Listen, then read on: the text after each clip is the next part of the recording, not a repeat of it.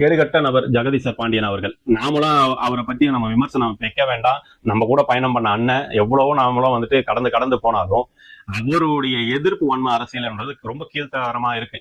இது அண்ணன் வேல்முருகன் அவர்களே 2 நாள் 3 நாட்கள் முன்னாடி அண்ணன் பாலா அவர்களுடைய வலைவலியில போய் பேட்டி கொடுத்து தெளிவா சொல்லிட்டாரு. நான் சொன்னாலும் கேட்கல. அப்படி சொல்லாத நபர் எதுக்குன்னா நீங்க கூட வச்சிருக்கிறீங்க. நீங்க சொல்லல, நான் சொன்னாலும் கேட்க மாட்டாரு சொல்றீங்கல்ல.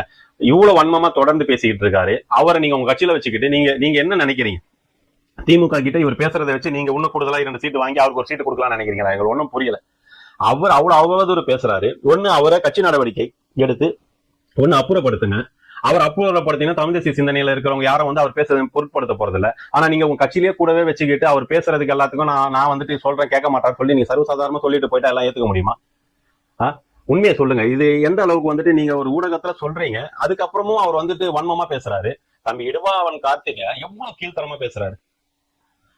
அவன் படிப்புல வந்துட்டு அவன் அரியர் வச்சுட்டு எங்க தஞ்சம் போறதுன்னு தெரியல, 3 வேளை உணவு கிடைக்குதுன்னு சொல்லிட்டு ராவணக்குடியில வந்து தஞ்சம் அடைஞ்சவன் சொல்றீங்க. அரசியலுக்காக தன்னுடைய இளம் வயதை அர்ப்பணிப்பு செஞ்சதுல ரொம்ப போற்றக்கூடியவன் இடும்பாவனன் கார்த்திக் தம்பி. என்னை பொறுத்த வரைக்கும் என்னுடைய சகோதரன். அவனுக்கு எப்படி சொல்றதுன்னா, அவங்கிட்ட ஒரு மாண்பனை அதிகமா பார்த்திருக்கேன். யாரு போனாலும் மரியாதையா பேசக்கூடிய நபர்.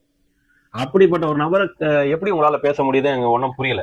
உண்மையாவே அவனை மாதிரி நான் இல்லையே, அவனை மாதிரி நம்ம களத்துல அந்த நேரத்துல கூட இல்லையன்ற வருத்தம் அதிகமா இருக்கும். அவனை பார்க்கும் போதெல்லாம் நம்மளுக்கு அவ்வளவு ஈர்ப்பா இருக்கும்.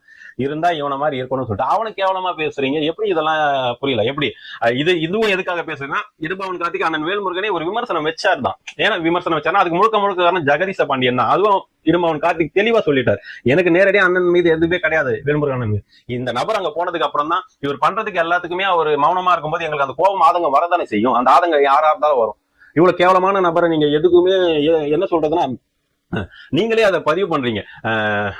நாம் தமிழர் கட்சி வந்து வெளியே போறவங்க என் கட்சிக்கு போங்க, என் கட்சியில வெளியே நாம் தமிழர் கட்சி போங்க, வேற தமிழ் தேசிய அரசியல் போவாதீங்கன்னு சொல்றீங்கல்ல.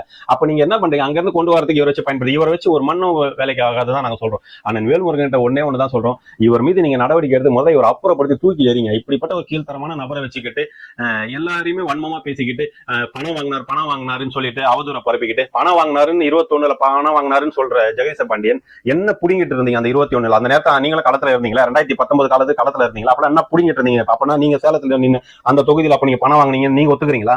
அப்ப நீங்க பணம் வாங்கி தான் அந்த இடத்துல வந்துட்டு அந்த இடத்துல வேட்பாளரா நீங்க வேற எந்த உறவுகளையும் வேலை செய்ய விடாம தடுத்தது நம்ம கேள்விப்பட்டோம். அப்ப நீங்க அந்த பணம் வாங்கிட்டு அந்த உறவுகளை உதாசீனப்படுத்துறீங்க. அதான உண்மை. அப்ப பணம் வாங்கின நபர் நாம் தமிழர் கட்சியில ஒருத்தர் இருக்கிறான்னா அது ஜெகதீச பாண்டியனா தான் இருக்கும். அந்த நபர் பணம் வாங்கிட்டு தான் ஒட்டுமொத்த நாம் தமிழர் கட்சி மேல வன்மத்தை பூசிக்கிட்டு இருக்காரு. இதுதான் நடந்திருக்கும் எனக்கு தெரிஞ்சு. இப்படி கீழ்த்தரமான நபரை அண்ணன் வந்து ரொம்ப காலதாமதமா தான் கண்டுபிடிச்சிருக்காருன்னு நம்ம சொல்லணும். அது ஒன்றும் சொல்றதுக்கு இல்லை, இது நடந்துடுச்சு. இந்த மாதிரி ஒரு நபரை அண்ணன் வேல்முருகன் அவர்கள் கண்டிப்பா